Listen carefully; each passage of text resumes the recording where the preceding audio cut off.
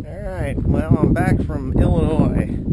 I was in Amboy, Illinois. Oh shit, that damn microphone. I was in Amboy, Illinois to pick up a grain platform, and I saw it online. I don't know, just the other day I saw it, so I called them last Saturday. It's been a week ago. Last Saturday, I called them up in the morning and said, hey, you still have that header? And they said, yeah, we still have the header.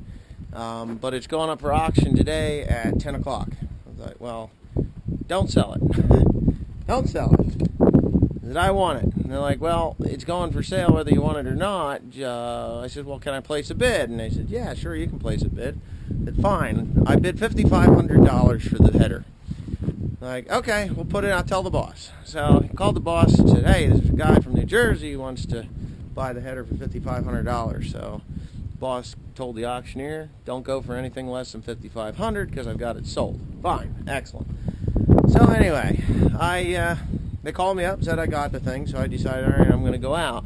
So I left Thursday night at, I don't know, 1 o'clock in the morning or so by the time I got moving. And I got out there, and I'll tell you what I saw. I saw a piece of junk. A piece of junk. And it wasn't what was in the, wasn't what was listed in the, on the pictures that I saw. I thought, what the hell is this? So I walked around to the office half pissed off. Of course, they said, that ain't the one you want. You want this one. You ready? Okay. Now, if you notice, this is exceptionally long.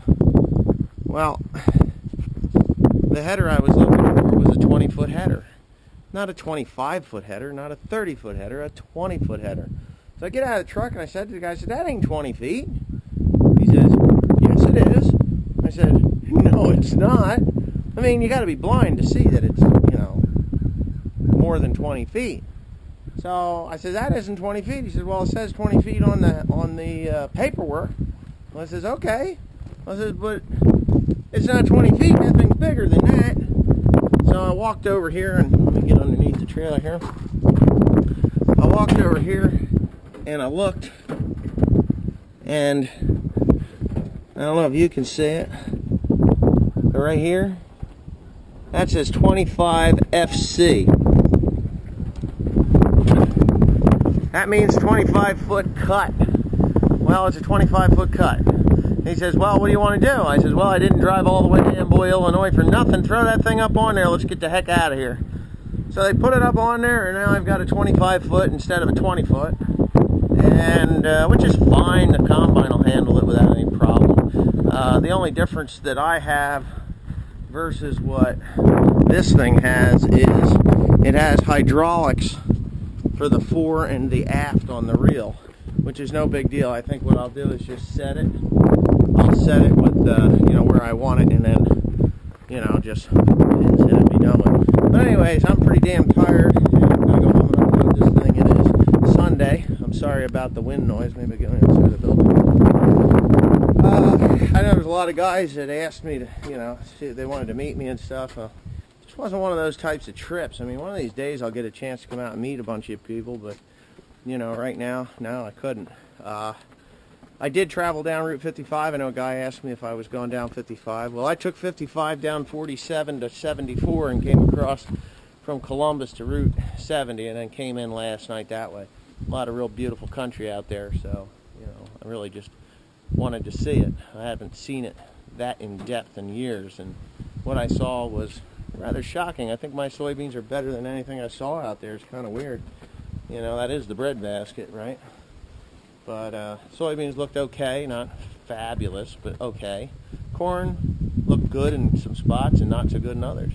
It's just my assessment of it. Okay, so here's why I bought that grain platform. These soybeans, and it's pretty windy today, so you're going to have to bear with me with this camera. But I'm here in this 43-acre field of soybeans that was up to my belly button about 2-3 weeks ago, and as you can see now, I'm going to show you my knees. They're about at my knees. They're starting to go over, which may have something to do with the amount of beans that are on them.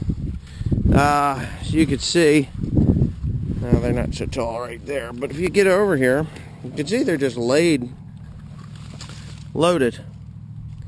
Absolutely loaded with pods. They can lay over like this. This is fine. You know, it's not that big of a deal. It's when, if you get snow on them, that's when we're going to have a problem.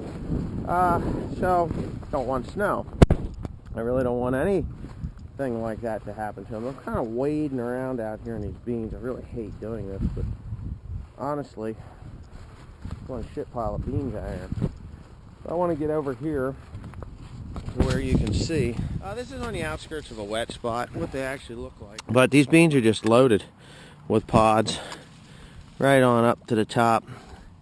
Looks like they didn't fill so well where the this stinging had taken place, these browning spots.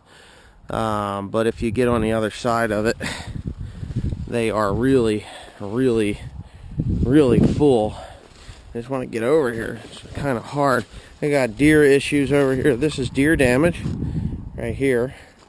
But yeah, this is actually the poorest part of the field because of those insects. But when you get over here, where there isn't, they are just full to the top. So I don't know what my yield is going to be here, but it's going to be pretty insane. But the whole reason for that grain platform was because they went flat. They're not flat, but they went over like that. And I don't have long dividers on my old header. What I had on there were the metal bands, the hoops that go from the top link down on the reel. And I called them bean mashers forever, because that's what they do. They just mash your beans right to the ground. And there's nothing you can do. And to put the long dividers on them, well, that header I believe was built in the late 80s, possibly the early, I think it was the late 80s, that one. It just looks to me like it's the old design. So anyways, for the late 80s, it was different than the later models, and it would have been very expensive to convert it. So it was just cheaper for me to buy a new header, or a new to me header anyway. So that's why I did that, because the long dividers, I probably have a muffled voice now, but the long dividers will actually go along and lift this enough, and it won't wrap the reel like it would with the bean mashers on. So that's why I did that. I mean, this is pretty bad lodging here.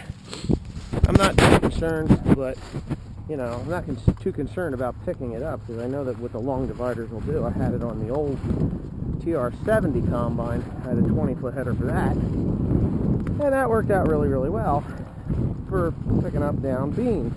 I can't find my tram line. This is lodged so bad that I cannot find my tram line. It's really pissing me off. I hate walking around out here like this. Ah! Anyway, sooner or later I'll find them. Damn it. But anyway, yeah, so that's it. Here's how tall they should be, but they're all laid over. You know, and they're filled right to the top. Pod sets are really nice. It's not like they're 6 inches apart or anything. They're right close. So yeah, it's a good variety of beans too. I mean, they weren't cheap, but anyway, yeah. Thanks for watching. I'm gonna find my way out of this damn field. Maybe I'll find my way out of the field. So yeah, you're gonna have some harvesting videos pretty soon.